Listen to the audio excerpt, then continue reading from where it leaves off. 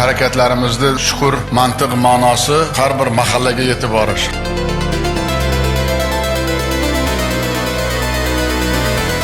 Samarqandda yoshlar bilan uchrashib, men qoyil qoldim. Shunda gaplarni gapiryapti, sun'iy intellekt, loyihalar, strategiyalar to'g'risida.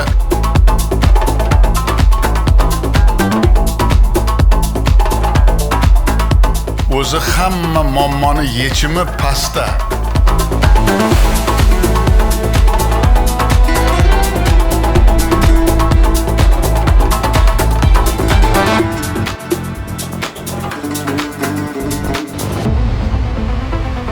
$600,000 qilingan ekan. Bir yilda $1,5 million daromad qilsa bo'ladi deyapti.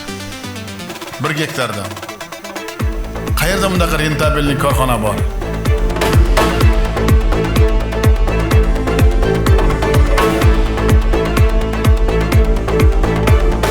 Hamma Samarqanddan o'rnak olish kerak. O'rnak, ilmiy salohiyat juda baland Samarqandda.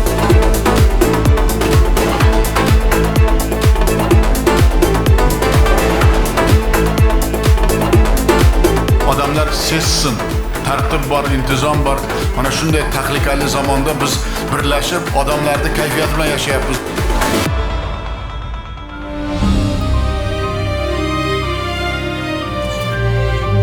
Har bir davlat o'zini buyukligini tarixiy oshyolar bilan dunyoga namoyish etish kerak.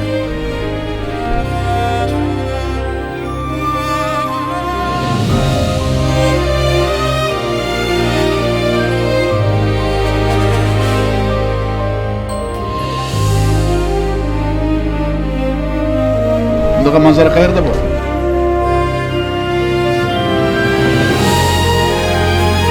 Bobomiz 10 yoshdan hadis ilmiga juda katta ehtiyoj bilan, juda katta bilimi bilan dunyoni lol qoldirgan 20 taga yaqin asarlari bugun ham musulmon ummatiga Qur'ondan keyin xazina.